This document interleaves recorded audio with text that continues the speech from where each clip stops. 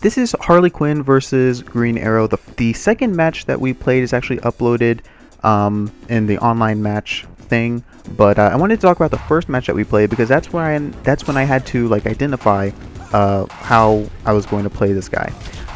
You see that attack that Green Arrow is using is, I think it's called Savage Blast, and it creates a lot of space between him and his opponent.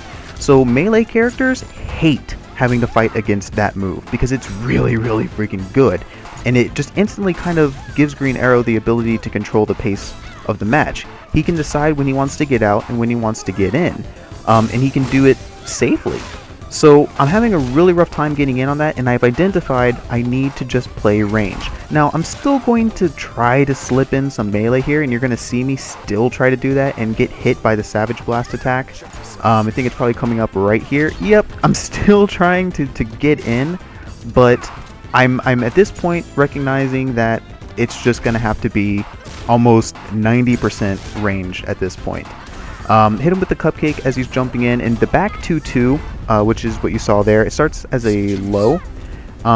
It's actually really good as an anti-poke. You know, it's like this attack that says, don't press a button, you know, or else I'm going to get a free combo. And holy cross-ups, B-Man. Jeez, that was slimy, man.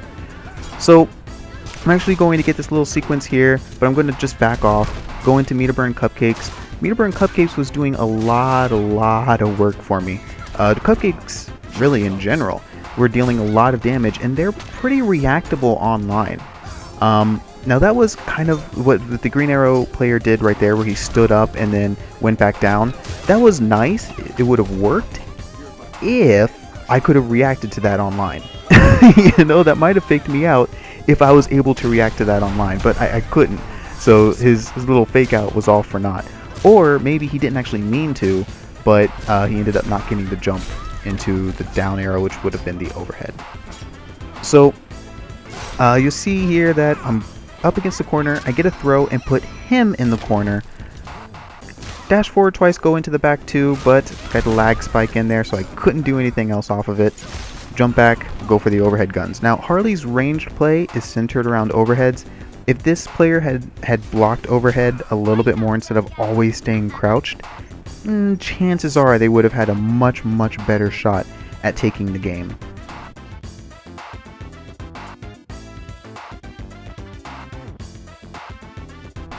Now this is a matchup between Green Lantern and Green Arrow. The second match that I played against this player is uploaded as online match 27. After this match, I kind of figured out what this player was going to do. I kind of figured out how they played things out, but I wanted to show this match because I made a mistake right there. It kind of goes back to kind of matchups, and I had mentioned it in the online match 27 description that I felt like I understood how to play the Green Lantern Green Arrow matchup, what I needed to do.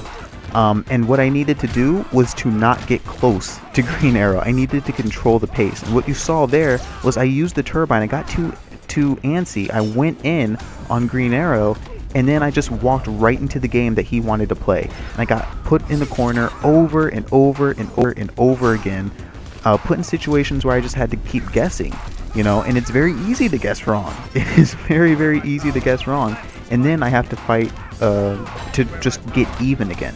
So you never want to be put in that kind of situation where you have to fight just to be on the same, at the same level as someone else, to be in the same like life lead. You never want to be put in that situation. It's always better to be the one with the life lead, with the advantage. But I'm keeping him in check. I've got the range play going for me again, but I'm jumping in on him again. And now we're stuck in this close range thing, and this isn't really going to work for me all that well. Sure, I can fight it, but it's going to be a lot harder than it needs to be. So what you're actually going to see here, this match was decided by something that has actually been patched at this point. There was so much block stun on that combo string, on that last hit of the combo string, that I actually could not escape the super. I was holding forward, up forward to jump forward, but it doesn't matter. At that time, you could not escape that setup. It was a block setup into a guaranteed super. I'm not sure if there was any way to escape it, but I sure as heck know that jumping forward was not the way to escape it. You can actually jump forward now.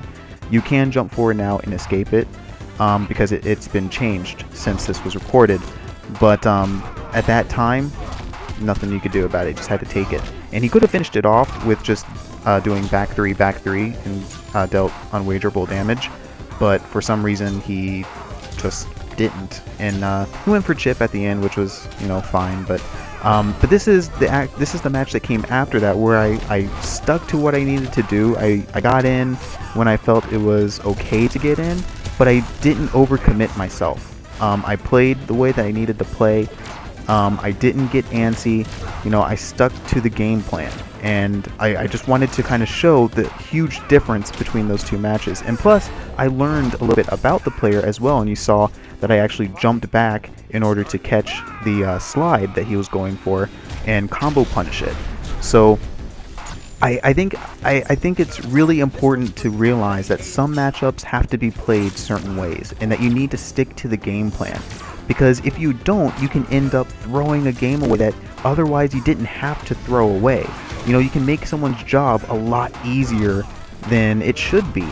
And you never want to make someone's work easy if they're playing against you. You always want to make them work as hard as they can, and more. You want to make them have to do way more than they are capable of doing in order to beat you. So, classic example, you got to stick to the plan. You got to make a plan, and then you got to stick to it.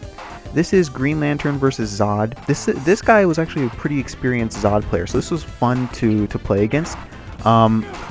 I'm not sure what this guy's record was at the time. This is a ranked match. I'm not entirely sure what their record was. But I definitely respected them as we were going into this match here. And he has that trait out there which makes you automatically think, oh crap, I need to block overhead. I need to make sure I'm blocking overhead. But then he can use the low eye lasers to put you in a weird situation where now it's like, well, do I block low or do I block overhead? I don't know. And the eye lasers are very, very fast. I don't know exactly what the frame data says. Part of me says 8 frames, but I'm not entirely sure.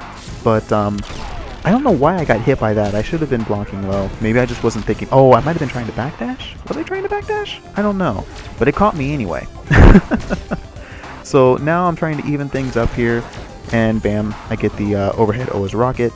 I think what he was trying to do was go for the grab on the trait.